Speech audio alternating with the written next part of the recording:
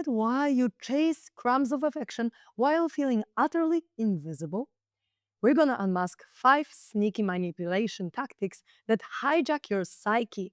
So learn to spot them before they affect you in a bad way. This is episode 14 of the Connection Catalyst podcast. My name is Karolina, and today I'm going to talk about more manipulation tactics. I talked about love bombing and I talked about gaslighting in my previous episodes, and today I'm going to give you 5 more manipulation tactics that we need to pay attention to if we don't want to end up in a toxic relationship dynamic. So, let's go. First technique that we're going to talk about is breadcrumbing. What is it? It's when someone gives you tiny little bit of attention, kind of like little flirt messages here and there, or maybe like random texts throughout the day, but not enough to feel that you are taken care of, but just enough to keep you hooked and feel that you are actually getting something from them. And this behavior, similarly to the intermittent reinforcement pattern that I also talked about in previous episodes as another manipulation tactic, it mimics the addiction. So over time, it can feel like your self-worth is decreasing because you're waiting for this little text or little flirty message, but this person doesn't actually really want to commit to you. So they give you just enough to get the energy and the attention from you, but not enough for you to feel that your needs are met. So they're not actually really committed to you. They are just kind of pretending in order to keep you hooked. And this is especially for people who love getting attention and admiration from others constantly. So they can breadcrumb a lot of people and really get them hooked, but not commit to anyone. This is especially visible in avoidant attachment style that I will talk about in my further episodes, because attachment style explain a lot why specific people attract each other and why they can get entangled in this kind of unhealthy dynamics. Second manipulation tactic that I want to talk about is comparison. So when someone diminishes your worth by comparing you to the other person, but it can also be used in a way where they praise you in comparison to the other person. In my case, I was talking in my previous episodes about the guy who was developing me, like introducing me to the whole self-development world. And he was using comparison in both ways. So once he could use it in a way like, oh, you're doing so good. I can see so much changes in you and you're a really different person now. And it's so amazing. You're doing the work. I can see that. And then the next day, he could be like, look at that person. She's doing so much better than you. And you are so lazy in your whatever endeavors, right? And you don't do enough, you don't meditate enough, you don't reprogram your mind enough, you have too many thoughts, and so on. So he left me questioning my worth, because this is something that plays on this I'm not enough pattern, right? And once he can tell me, oh, you're more than enough, you're better than this other person. And then he can tell me, oh, you're way worse than this other person. And then psychologically, it shatters confidence because you're constantly comparing yourself to others. So it heightens your anxiety in a relationship and traps you in the cycle of people pleasing, because you're waiting for this comparison to be quote unquote better than the other person that this manipulator wants to compare you to. So it actually is playing on this pattern of overperforming to get approval from this manipulator, right? So in my case, it was like, because it was years ago, I wasn't really aware of myself. So I meditated or worked on myself, my subconscious patterns for like hours in the day, just waiting for him to come back home from work and give me like a like, or approve of me and be like, oh yeah, finally I can see the changes in you.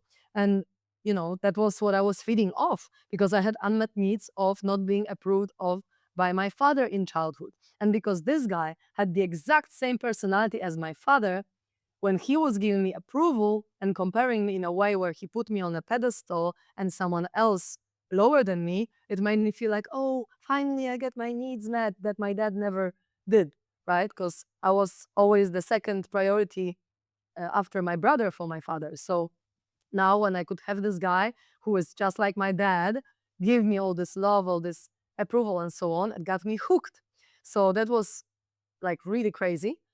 And he was pretty much using most or all of these manipulation tactics that I'm telling you about on this podcast on me. So I was completely wrapped around his finger, which was crazy because I'm a very independent person. I'm a rebellious person. But for a while, he was able to actually control me and manipulate me, positioning himself as the self-development guru almost. The third manipulation tactic is guilt tripping.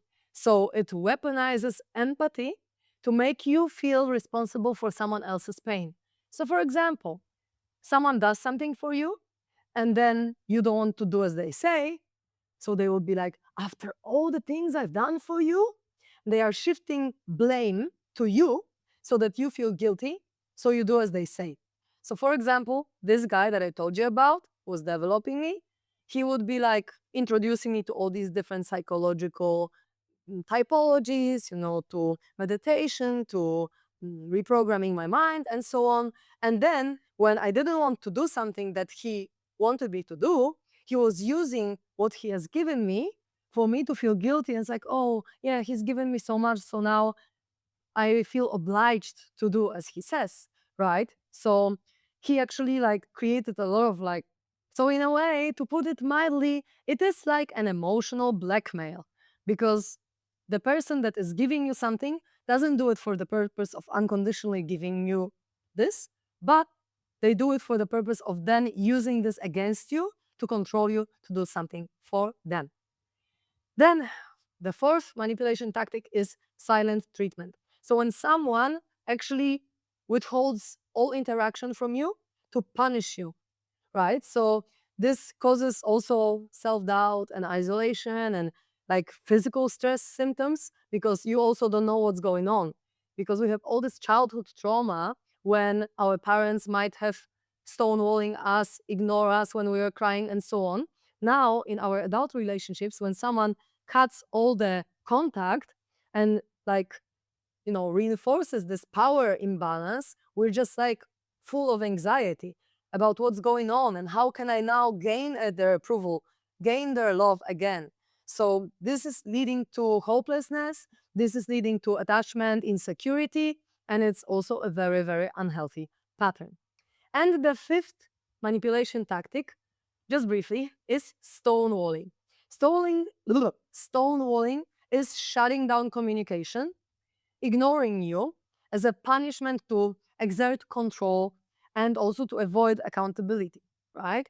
So, in a way, this triggers like our loneliness, our rejection wounds. It can trigger as a little anxiety, self-doubt. It can also like even trigger the PTSD symptoms that we have. If we had really bad childhood, we can be or become very hyper vigilant in our relationships because of the stonewalling tendencies of our manipulator, right? So long term, the stonewalling destroys trust completely. So yeah, silent treatment is more like just like withholding all interaction, and stonewalling is just like shutting down the communication and like ignoring you.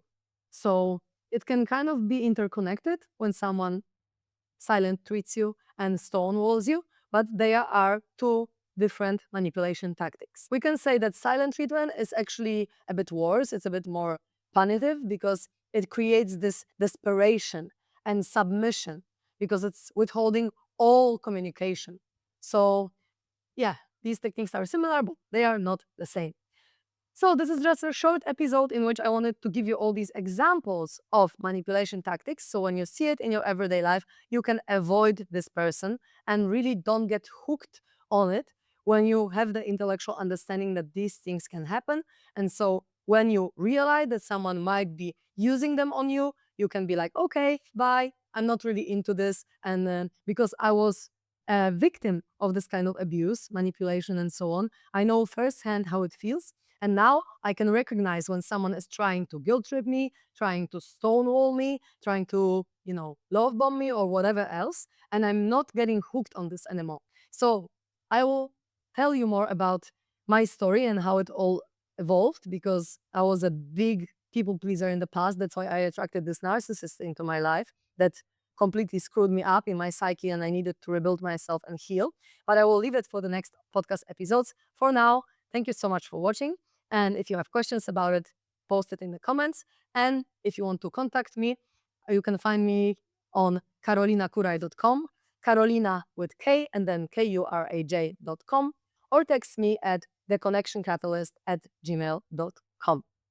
Thank you so much for being here with me, and I wish you a beautiful rest of your day. See you in the next episode.